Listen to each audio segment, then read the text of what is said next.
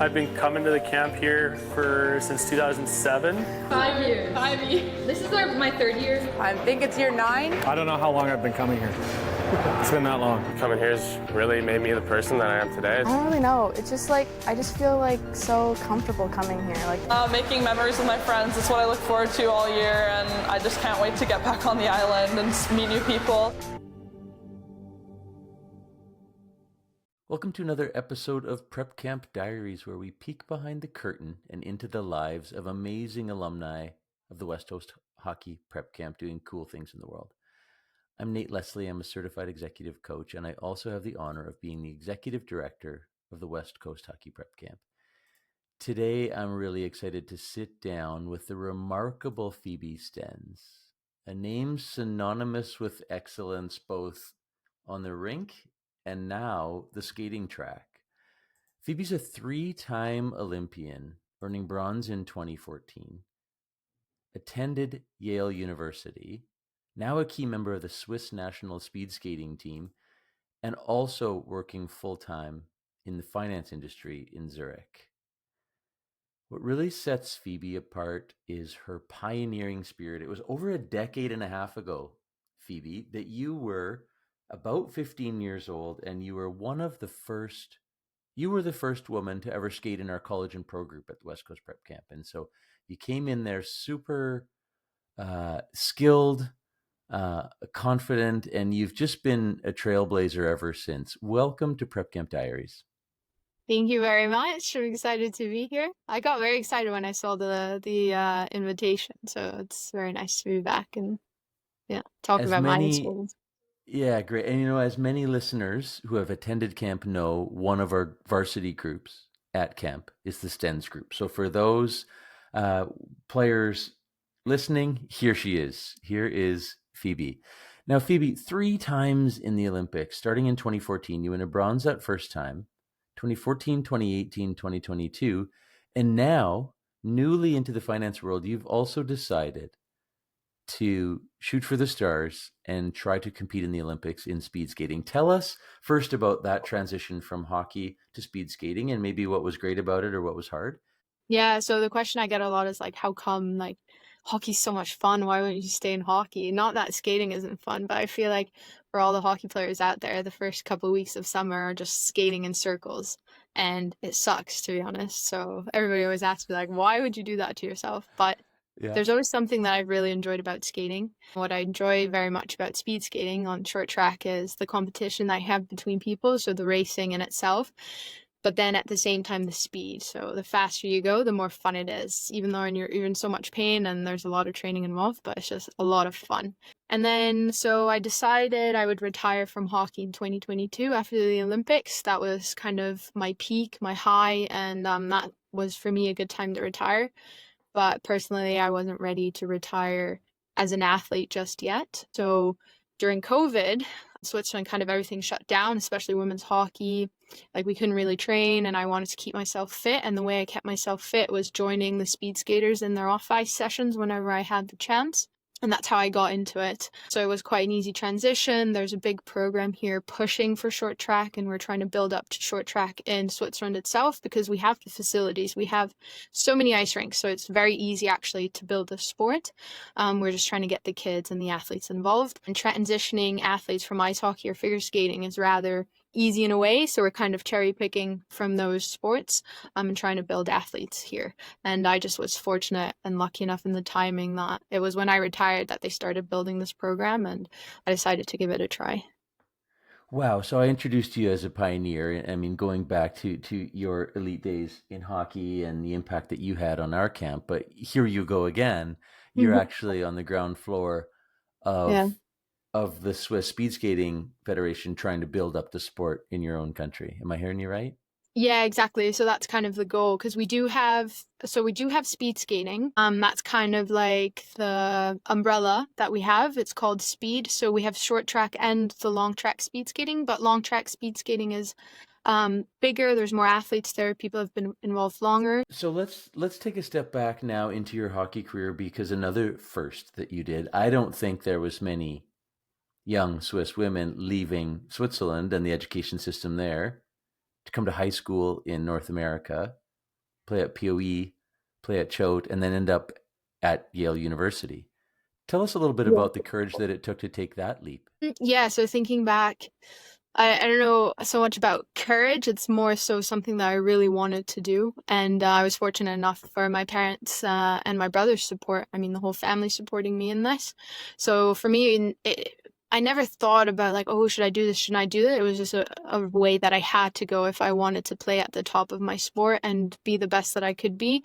But at the same time, not forget about my education. And college hockey is the best way to combine that. I mean, for any sport, I keep looking at the whole educational system, the way they combine athletics and academics. And it's definitely a role model or a model that I find many countries should mimic, and I wish we had that more in Switzerland, but that was the route I wanted to take. So when I think back, I don't really think about courage because I just knew this is what I want to do, and I guess this is what I need to do. And it was easy because of the support I had from back home.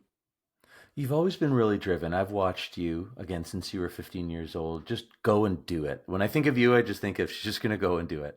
How old were you when you I want to leave home. I want to leave the continent. I want to go to North America and make this happen. I think that push, it's been a while. It was a long time ago. So again, I think it very much comes down to the support system you have. And like my parents recognize this is something I love to do and I want to do. And so I mean, that's something I also take from my parents that in the future I'd like to do if I do ever have kids is guide them in the right direction without them even really knowing what's happening. So like, I don't think with my parents, I would have played on the right teams. I would have met the right people. I would have gone to your camp. That was all my mom, researching all that, getting us on the flights and booking everything for us. So it's not so much like, how did I know I needed to do this? I think it was more guidance from my parents knowing that I have the potential to actually make this if she gets me on the right track, like my mom, for instance, and then it happened from there. So for me, it was very much my parents because at such a young age, I see it with my youngest brother too. It's very much privilege that I had and that he has, and I would really want him or any athlete to have is to focus solely on the sport and your skills. And then hopefully you have, coaches ideally looking out for you, your team's looking out for you, making sure you get on the right team, you're having the right training to reach bigger things, beyond maybe the club you play for, beyond the country that you're in. So that my observation of you kind of extends to Penelope and your parents, where they just had the means to make things happen and okay, this is our plan. Let's just go and do it. And now all these years later, youngest brother, Zach, who was 7 or 8 back then, is attending. Yeah. So your family has been a big part of our journey as a camp and seen us grow as well. So we thank you all for so many years of contributing to the spirit at camp, whether it's your brother breaking chin-up records or you being a pioneer joining our college and pro men's group, right? What record is Zach going to break this year? I don't want to put too much pressure on him, but tell us what he's going to bring.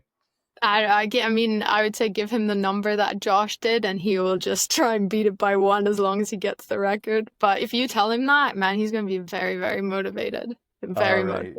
All right, Zach, if you're listening, you got a challenge.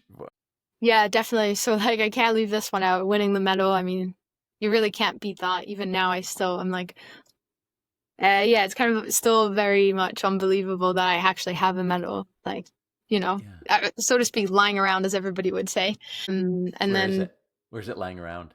No, it's not actually lying around anymore. Like I propped it up nicely. I put aside a collection. Yeah, but I used to hide it in my wardrobe. But now I kind of put it on display. But it's I was young, but I have to say, what I still enjoyed the most outside of the sport itself, like, of course, you train so long to get there. And then when you get there, there's all this pressure and you're really focused. It was still meeting all the people and meeting all the athletes, just knowing that everybody feels the same way. Everybody's put in the work. Everybody's really excited to be here. You go through ups and downs together. I mean, like even watching athletes on the ski hill, like if they won or maybe it didn't go their way that day, like there was a lot of empathy and you knew exactly what they were going through, or you could potentially see what you might be going through. So sharing the whole experience is what has stayed with me for the whole time. And that's why like a big part of me wanting to go to another Olympics is that I could have my family and friends there. Because when we went to Beijing, it was a shame the country was locked down, because like going into it, maybe knowing it's your last one, you do want to share that experience with everybody. And not being able to do that was a bit disappointing for me. So I was hoping maybe I'll do another and then everybody can be a part of it and sharing it, because everybody's always a part of it, also working towards such a goal. So it's nice to share also the big success and the big party, so to say, at the end. Yeah, so you're driven now by being able to share that with friends and family. And so you are a couple of years into this speed skating journey that started by training with the speed skating athletes during COVID. In very short order, you competed in your first World Cup, your first European Championship, and you qualified for the World Championships and then chose not to attend because you were literally, why? In your first Week of work. week of your new job, right? So here Correct. you are, trying to be an Olympian in a second sport. Tell the audience, our athletes, a little bit about what you're doing now in your professional life, in your second professional. So in my second professional life, I work in finance. So I'm an equity trader, execution trader, for a bank in Switzerland. I used to work for one of the bigger banks, international banks in Zurich, but they got bought up by the other one. So now there's only 2 or 3 smaller banks that can compete. And it's actually a very exciting time, I find, as well, here in the financial hub of Switzerland. And I just really, I enjoy being on the trading floor, because the trading floor to me seems like a hockey locker room, or generally just like an athletic event where it's very high paced. You have to be very accurate. Yeah, there's really ups and downs all the time. There's a lot to lose. There's a lot to gain. So to me, it's kind of a sports world, athletic world, a hockey locker room away from what I've been used to. And it's, I guess, somewhere I kind of bloom, because like I like working under pressure. I like working with different people. I like the numbers and all the adrenaline. So yeah, it's an addiction, to be honest. It's an addictive personality. Yeah. Yes. Okay. Addictive personality. So that's part of being such a driven late and now professional. It's almost 11 p.m. in Zurich for you right now, and you're just getting close to finishing up there because the market's open in North America, right? Yeah. So they opened at 3 p.m. our time and they closed 10 p.m. So yeah, I'm off the clock now. Otherwise, I would have a different. Right. Yeah. You'd be missing some opportunities, some trading Correct. opportunities right now. You consider yourself what was your word? A dual professional? Yeah, like dual career. Dual career. I can't remember what I used for a word. I put it on my CV, but yeah, dual career pursuant, I guess, is the word. Listeners out there trying to justify making time to train or not time to train, then we look at women like you who, on the women's side of the game, until very, very recently with the PWHL, have always needed that second job. But talk a little bit about when things are tough, on days that you're tired, when you still find the energy to balance being an equity trader and an Olympian. It's not easy, to be honest. Like, I'm not gonna sugarcoat it or, pretend like it's something that it's not. It's extremely time consuming. So time management is at the core of all of this. Time management and energy management, if we do want to label this. But those 2 things are very important. I think that when I was younger, like I still have the same amount of energy. It just takes me longer, let's say, to recover from certain things. Like could also just be, mentally, socially, like if you're just drained emotionally, it becomes very, very difficult. But generally energy, I'm lucky enough to still have, but it's just the time that I need to manage. And that's sharing between not just work and sports, it's also my family, and my friends. How do I, take care of all of these relationships? But it's getting tougher and tougher, I have to say.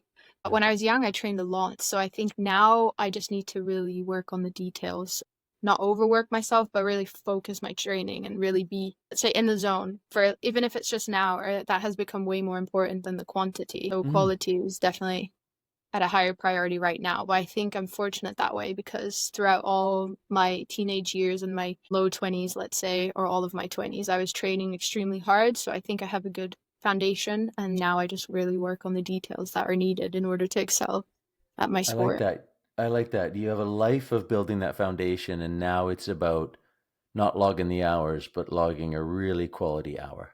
Yeah, exactly. Yeah.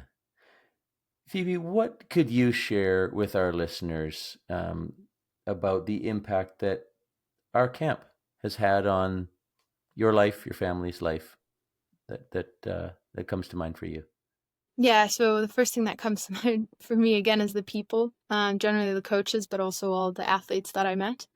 At that time was boys and girls, and also spending the time with my brothers. But also I had a friend come up and join the camp because she heard I was going to it, and that she could also get on the ice with the pros or like with the boys, the junior boys, and it was just a really good experience because we were able to challenge ourselves, and at the same time I felt that we challenged others, especially thinking about the female male divide in hockey. That way we integrated with the boys, and I mean that was also thanks to you allowing that kind of integration, and I feel like we opened up a lot of minds, but also for me it was different because like I knew what it's like back home, but what is it like overseas. It was just an overall great camp, and also we stayed with billet families that we're still in touch with, like Nancy and Larry. It's always a pleasure seeing them, and I'll miss them this year, but my parents are already trying to, get to dinner with them. Port Alberni's just great. Yeah. So if anybody can get out to your camp, I would really recommend it. And I've already recommended it to younger players here in Switzerland, and I hope they get the chance. It's a long travel, but it's definitely worth it. Well, we speak fondly of you in your absence and have really Thank you. enjoyed watching your career and proud of everything that you've achieved, and are so grateful for your family's contribution to making camp even better. Thanks for your time, Thank Phoebe. you. Thank you so much, Nate.